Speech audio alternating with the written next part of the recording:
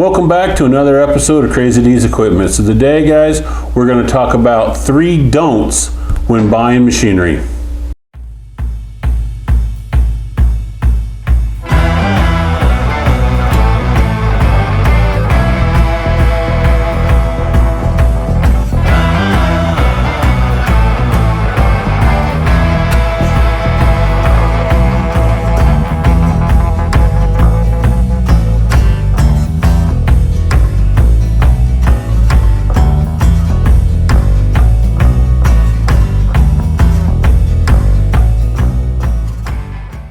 Okay guys, so I've been in this business a long time, about 20 years, and these are the 3 things that I see the most of that people do. So let's start with the first one, not doing their research.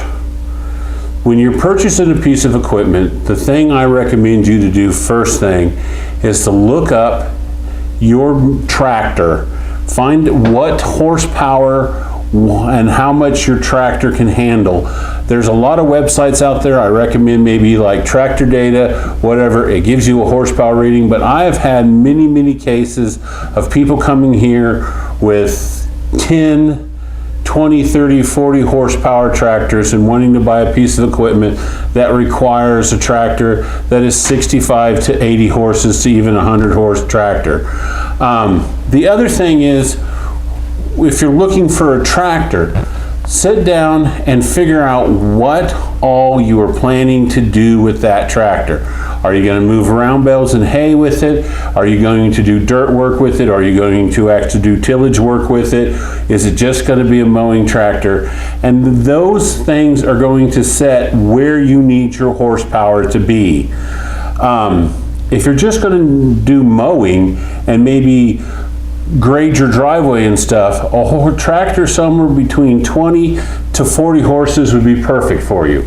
But if you're going to want to actually do some farming and do some tillage work, you're going to want to be looking for a tractor somewhere in the range of 40 to 70 horses. And depending on your acreage too. And also the type of soil that you have. If you have like a heavy clay soil, it's going to take more horses to do the tillage work you want to do than it is going to be if you have like a sandy loam, something that's easy to till. I've had many people show up here wanting to buy, for an example, a few months ago, I had a gentleman show up wanting a Massey Ferguson 4-bottom plow that I had on the lot. Now at home, his tractor was about a 30 horse Kubota. That 30 horse Kubota will not handle that Massey Ferguson plow. It was a 414. He was needing something more in a 2 to 3, or maybe a 312 or a 214 he might have been fine with. So do the research, and if you don't know, ask. I have no problem. I'm going to tell you the truth, but not all dealers are going to tell you the truth.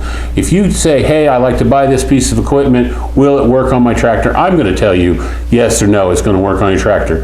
There's a lot of dealers out there that will tell you it'll work on your tractor until you get home and you find out it won't. So do the research, make sure it's the right piece of equipment for the job.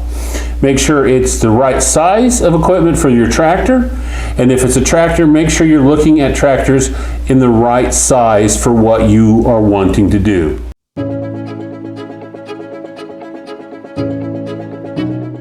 Negotiation. This is something that I have found that there is a lost art. Now, I grew up with a granddad who loved to negotiate and who taught me how to negotiate, but I find a lot of people do not know how to negotiate. On most lots, and even on dealer lots and stuff, the price is going to be a tad bit higher, especially on a dealer lot, than if you're buying from an individual or something.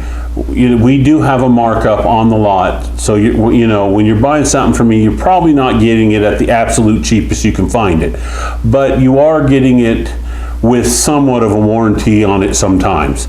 Not all my used equipment comes with a warranty, but some of it does. when negotiating, the first thing I'm going to tell you to do is when you message me and when you find one of my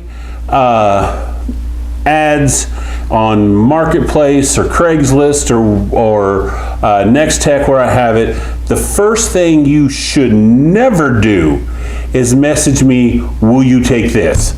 And some lowball offer, it's an $8,000 tractor and you're offering me $2,400 for it. Because right there and then the price of the tractor just became firm. I would have probably negotiated with you before, but now I'm not. When negotiation on a piece of machinery, first thing I'm going to recommend you do is to contact the person, ask some questions about it.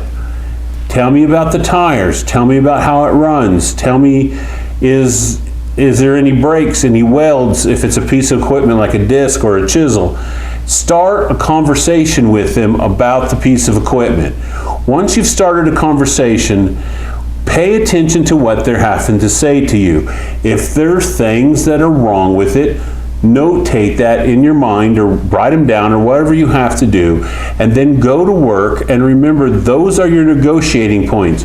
Well, yes, you want $10,000 for this tractor, but the tires you said are very weather cracked, and you also said it has hydraulic links. Now I'm going to have to fix those problems and they're going to cost me money.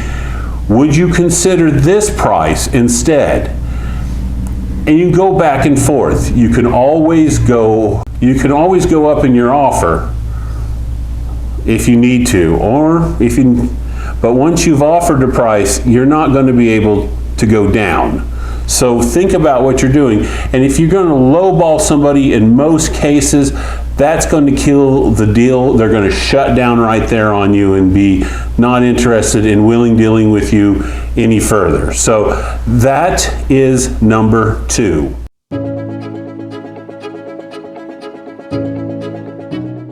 So this one here is basically be prepared to handle the equipment. Let me give you a couple funny stories of stuff that's happened in the past. A few years ago, I sold a Heston swather. I believe it was like a 140.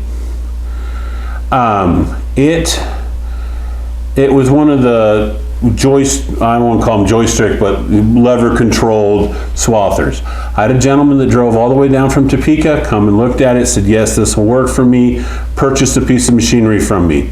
I said, okay. We wrote up the paperwork, or got him that. He said, I will be back in a couple days to get it. I said, okay. I didn't think anything more of it. Figured he had to go home and go get a swather trailer or get a buddy's trailer to move it. He contacted me the day before he was supposed to get it, asked if I could meet him at the lot very early. I said, sure. I figured, that's a big drive between here and Topeka. It's about 130, 150 miles. He showed up with his youngest son and several cans of gasoline, which filled the machine up and was roading it home from Newton, Kansas to Topeka, Kansas, which I said is like 150 miles on a machine that didn't go straight in the field. Now, I don't know if he made it home. I don't know how far he got, but I do know that was probably the most unsafe way of getting that machine home. They are notorious of taking off and going in directions, and I thought that was absolutely ridiculous. Now, I have towed and roaded equipment home before, but it's always been when I've had nothing but back roads to be able to take. I drove a combine home from Gossel to Halstead, Kansas, which is about 40 miles. It was a long, slow trip, but I went all dirt roads, I went all back roads, and I went all side roads. I never got up on the highway, and for where he was going to have to take some highway to get to where he was at. Now, the second story, real quick, to show you of being unprepared about once you've actually purchased the piece of equipment. I sold a number 47 International twine tied square baler. The gentleman drove down from Great Bend, Kansas, which is 200 miles away, in an old Dodge pickup truck. He didn't have a proper hitch on the back of his truck. He had to borrow 2 hammers to beat his hitch down enough that the pin would go over, or the hitch would go over, so he could pin it. Once we got it pinned, he was going to tow it from my place in Halstead, Kansas from the farm in Halstead, Kansas, to Wichita, the biggest city in Kansas, to downtown Wichita to the hospital to pick up his wife, and then tow it back to Great Bend, which he just added another 32 miles to his trip on a farm fresh baler. That baler, when I picked it up, I bought it on a sale. We picked it up with our loader. We set it on the trailer. We brought it to the farm. I took it off. I never changed the tires. I never did anything. It was a farm fresh baler. He took off from my place, got up on Highway 50 at highway speed. Me and Daniel did not follow him any further than that. Me and the doc went the opposite direction because we knew somewhere in his future was disaster, and we didn't want to be anywhere near it. So what I'm saying is, if you purchase a piece of equipment, be prepared to get that piece of equipment home safely. Go to work and look and see if you can borrow the neighbor's trailer, borrow a brother's trailer, borrow a friend's trailer, and if there is no options to get a proper trailer, places like my lot here, we offer delivery service. I have a gentleman who will deliver for you. It's $3 a mile, which is not that expensive. And if it's closer, I have another gentleman that delivers for $2.50 a mile. So, you know, do your research, make sure that you can handle that piece of equipment once you have purchased it, and that you can get it back to where you need it to be safely. So these are just 3 things that I run into all the time in this business that I wanted to address you guys about and let you guys think about for a moment. I'm not saying all you guys do this, but I'm saying a lot of people do, and I find it crazy. So these are 3 things for you guys to think about. Otherwise, thank you for coming in. Thank you for watching.